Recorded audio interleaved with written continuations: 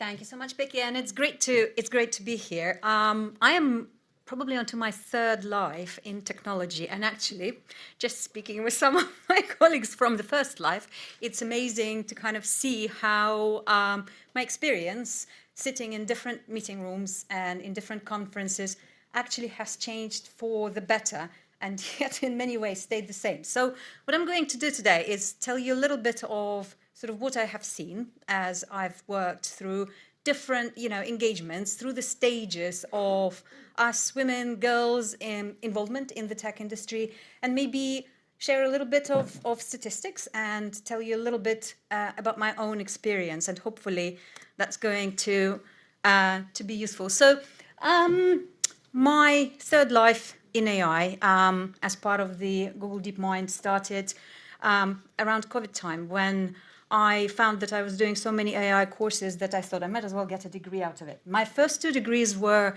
languages and international economics, but the rest of my life we worked in technology. We built models for telcos, we built guidelines for IoT and embedded modules, and worked with ARM throughout that time, and many companies who were contributing to building these fascinating new technologies.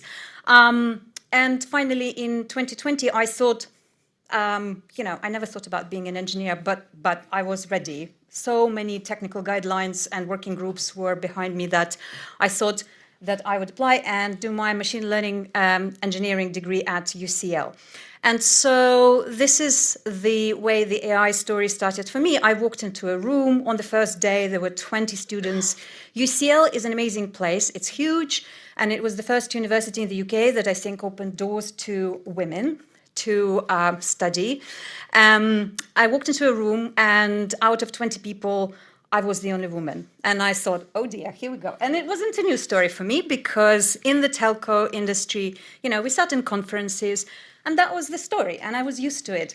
And then the door opened and another woman walked in, and I thought, great, here we are, our 10%, we're representing, we're representing women here.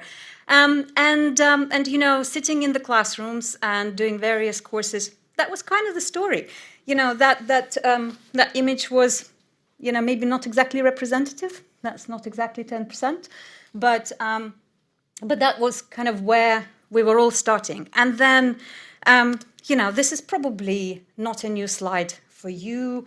I went to some of the AI index report from Stanford and some of the numbers from OECD. I mean, it all starts, we were talking about schools, Lee was talking about going to schools.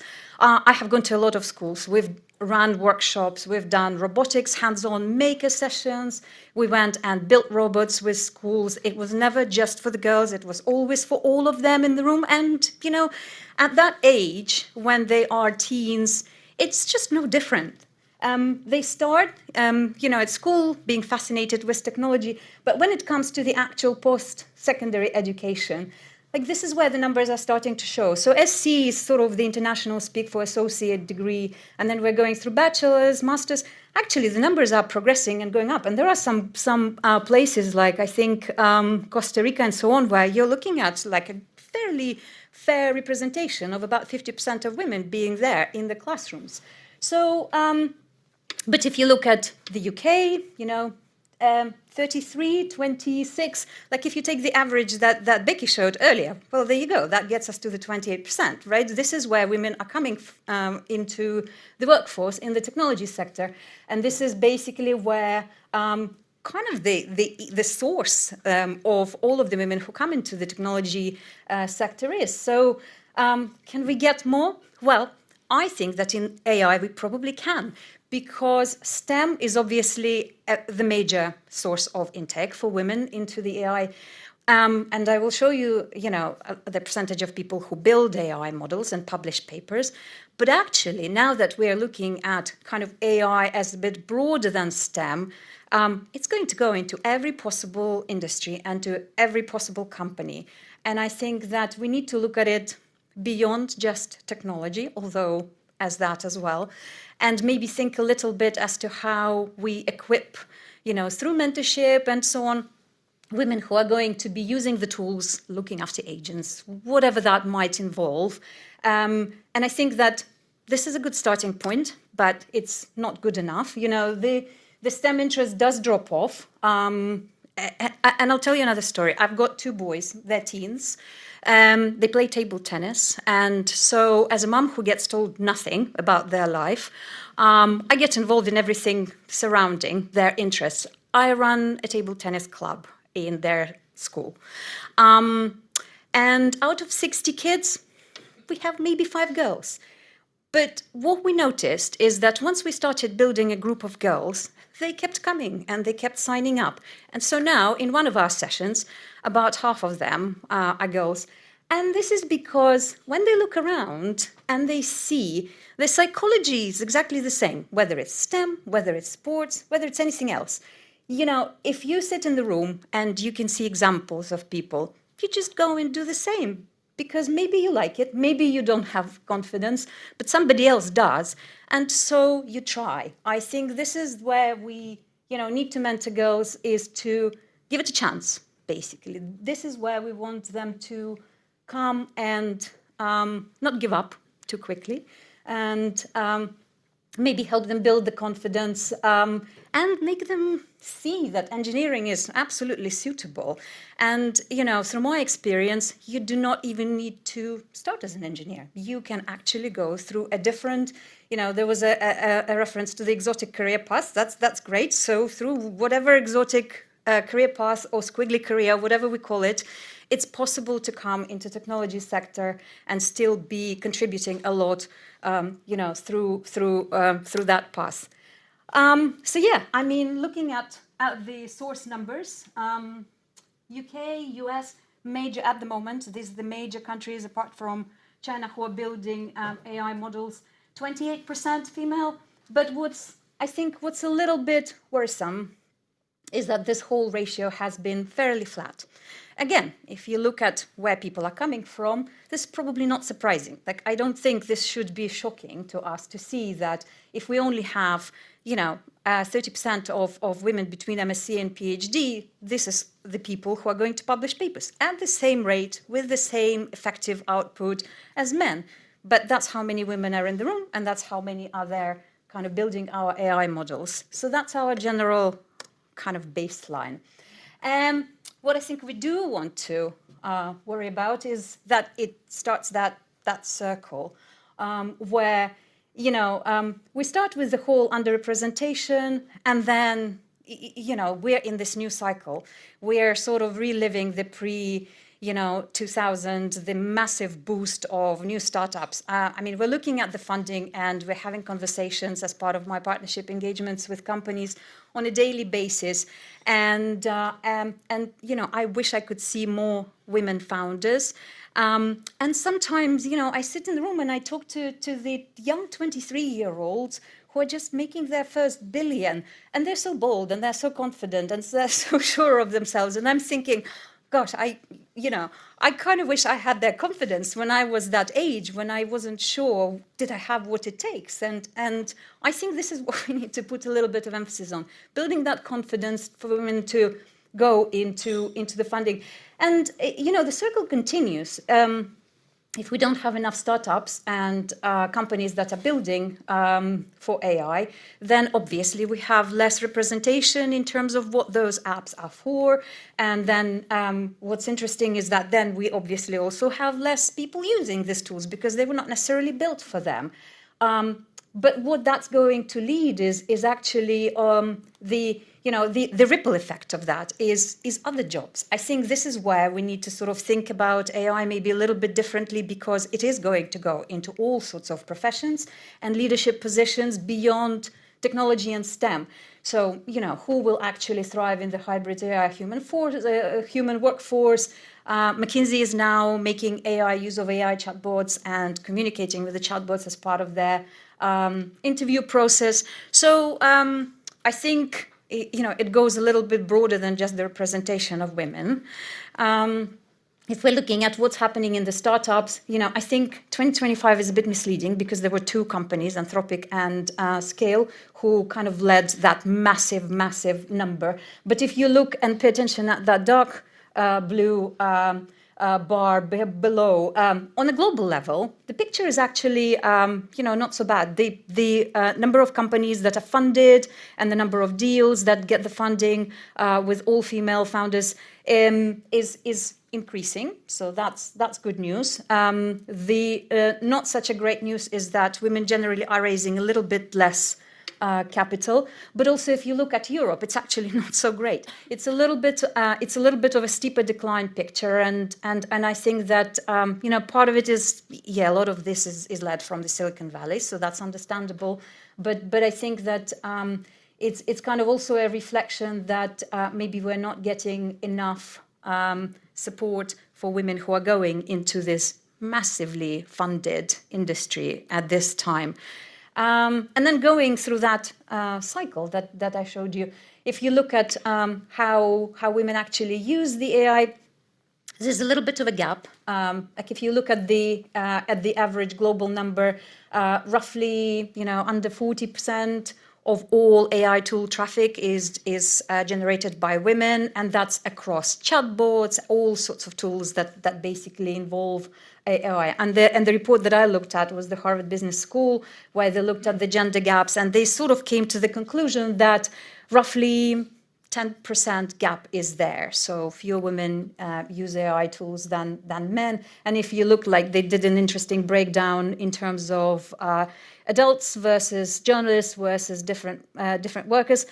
I mean, 5 to 10% is not a drama. It's possible to overcome it. But going back to that whole circular economy, if you will, we need to make sure that there's somebody building something that would be of interest to girls, to young women, and to us, also women as professionals. The picture is not horrible. If you look at the alphabet, over 10 years, to 2024, the number of tech roles, the number of women in tech roles has increased, but we're still looking at that 26%. So that's a quarter. The number of non-tech roles, and this is also important because it's not just the engineers, but it's also people who work with them. It's people who test the models. It's people who create and also get data for the models. Like there's a lot of things are happening around the actual engineering process, and so I think it's fairly representative in terms of non-tech roles. Leadership at 33%. If you look at the numbers that McKinsey reported, that's about average for the FTSE 100. So that's about 33%. I think it's only about 10 women who are CEOs of the FTSE 100 companies. So there's definitely a lot of work to do there. But if you think about this whole cycle of starting at school, supporting universities, then getting into the professional environment, and also from experience, there's actually no magic bullet. So first of all, yes, there is recruitment, and I think anonymized, unbiased recruitment, that's great. That's the getting people into the room, getting women to the table and allowing them to sit at the table. That's the first step, and there's a lot of things that can be done. It's the skill-based grading. It's the whole, taking off sort of some of the words from the CVs that are more associated with men kind of promoting their skills and making it a bit more neutral. So there's a lot of things. I've seen a lot of papers and articles written about it, and I've also seen some evidence that companies are deploying this kind of approaches. That's great.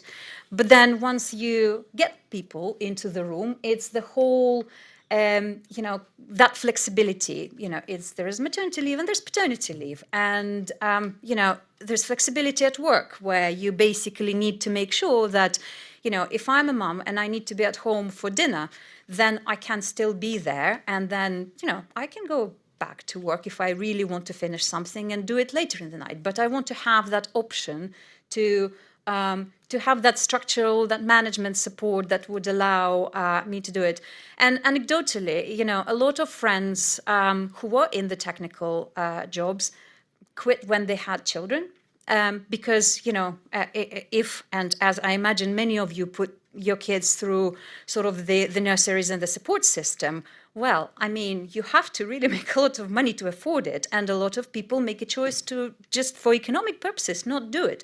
So I think there's a lot of structural changes that need to happen, not just in AI and not just in tech, but generally to get women back into the workforce. So that's the second part of the equation. And then, yeah, the sponsorship and the mentorship. I didn't talk a lot about mentorship, which is in the title of my presentation, but I've been part of the, Google's G-Mentor scheme. I have been a mentee, I have been a mentor, both men and women.